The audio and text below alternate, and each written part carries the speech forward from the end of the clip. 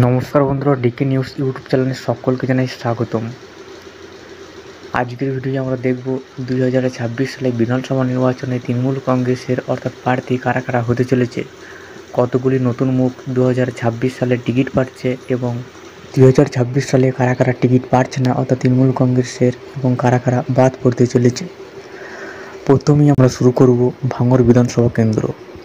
ভাঙড় বিধানসভা আসনটি 2021 সালে বাম কংগ্রেস এবং আইএসএফ জোটের প্রার্থী অর্থাৎ আইএসএফ বিধায়ক নওশাদ সিদ্দিকী অর্থাৎ তিনি কিন্তু বিপুল ভোটে জয়লাভ করে ভাঙড় বিধানসভা কেন্দ্রটিতে। 2026 সালে এই ভাঙড় বিধানসভা কেন্দ্রটিকে পাখির চোখ করে পীরজাদা কাশেম সিদ্দিকীকে প্রার্থী করতে চাইছে অর্থাৎ তৃণমূল কংগ্রেস। পরবর্তী বিধানসভা কেন্দ্র তমলুক অর্থাৎ বিধানসভা আসনটি খুবই একটি গুরুত্বপূর্ণ আসন।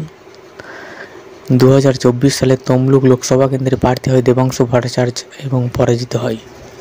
2026 সালে তৃণমূল কংগ্রেস দেবাংশু ভট্টাচার্য বিধানসভা কেন্দ্র থেকে প্রার্থী করতে চাইছে।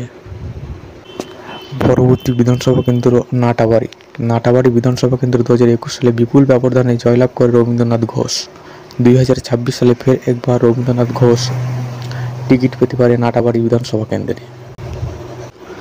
পরবর্তী বিধানসভা কেন্দ্র ধূপগুড়ি আসন থেকে ডক্টর নির্মল চন্দ্র রায় অর্থাৎ তিনি কিন্তু জয়লাভ করে 2026 সালে ফের একবার নির্মল চন্দ্র রায়ের উপর ভরসা রাখতে চাইছে অর্থাৎ তৃণমূল কংগ্রেস। 2026 সালে ফের একবার টিকিট পেতে পারে নির্মল চন্দ্র রায়। পরবর্তী বিধানসভা কেন্দ্র মাদারিহাটি আসনটি 2021 সালে প্রার্থী হয়েছিলেন রাজেশ লস্কর এবং তিনি কিন্তু পরাজিত হয়েছিলেন। 2026 সালে ফের একবার রাজেশ লস্করের উপর আস্থা রাখতে চাইছে অর্থাৎ তৃণমূল কংগ্রেস। পরবর্তী বিধানসভা কেন্দ্র দিনহাটা আসন থেকে 2021 সালে পরাজিত হয় মন্ত্রী উদয়ন গুহ অর্থাৎ তৃণমূল কংগ্রেস প্রার্থী, এবং নিশীথ প্রামাণিক কিন্তু 2021 সালে অল্প ব্যবধানের মাধ্যমে অর্থাৎ নীতিশ প্রামাণিক কিন্তু জয়লাভ করে। 2021-26 সালে ফের একবার অর্থাৎ মন্ত্রী উদয়ন গুহর উপর আস্থা রাখতে চাইছে অর্থাৎ দিনহাটা বিধানসভা কেন্দ্রে। পরবর্তী বিধানসভা কেন্দ্র বারাসাত আসন থেকে 2021 সালে বিপুল ব্যবধানে জয়লাভ করে চিরঞ্জিত চ্যাটার্জি অর্থাৎ তারকা প্রার্থী। 2026 সালে ফের একবার চিরঞ্জিত চ্যাটার্জি অর্থাৎ বারাসাত বিধানসভা কেন্দ্র থেকে প্রার্থী হতে পারে।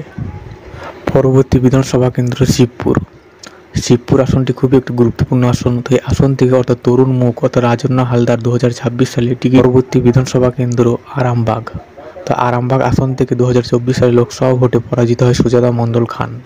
তো তিনি কিন্তু আরামবাগ বিধানসভা আসন থেকে 2026 সালে টিকিট পেতে পারে। পরবর্তী বিধানসভা কেন্দ্র উত্তরপাড়া আসন থেকে 2026 কুণাল ঘোষ তিনি কিন্তু প্রার্থী হতে পারে। পরবর্তী বিধানসভা কেন্দ্র নন্দীগ্রাম আসনে 2021 সালে প্রার্থী হয় মমতা বন্দ্যোপাধ্যায়। 2026 সালে এই আসন থেকে অর্থাৎ হলদিয়ার বিধায়ক তাপসী মণ্ডল অর্থাৎ 2026 সালে কিন্তু টিকিট পাওয়ার সম্ভাবনা রয়েছে পরবর্তী বিধানসভা কেন্দ্র রায়গঞ্জ আসনে কৃষ্ণ কল্যাণী অর্থাৎ তিনি কিন্তু তৃণমূল কংগ্রেস জয়েন করেছেন এবং তিনি উপনির্বাচনে বিপুল ব্যবধানে জয়লাভ করেছেন। 2026 সালে ফের একবার টিকিট পেতে পারে অর্থাৎ তৃণমূল কংগ্রেসের তরফ থেকে কৃষ্ণ কল্যাণী। পরবর্তী বিধানসভা কেন্দ্র মন্তেশ্বর আসনটি খুবই একটি গুরুত্বপূর্ণ আসন। তো এই আসন থেকে সিদ্দিকুল্লাহ চৌধুরী অর্থাৎ তিনি কিন্তু 2021 সালে বিপুল ব্যবধানে জয়লাভ করেছেন। 2026 সালে ফের একবার সিদ্দিকুল্লাহ চৌধুরীর উপর আস্থা রাখতে চাইছে অর্থাৎ তৃণমূল কংগ্রেস। পরবর্তী বিধানসভা কেন্দ্র তারকেশ্বর আসন থেকে 2021 সালে জয়লাভ করেছিলেন রমেন্দ্র সিংহ রায়। 2026 সালে ফের একবার টিকিট পেতে পারে রমেন্দ্র সিংহ রায়। পরবর্তী বিধানসভা কেন্দ্র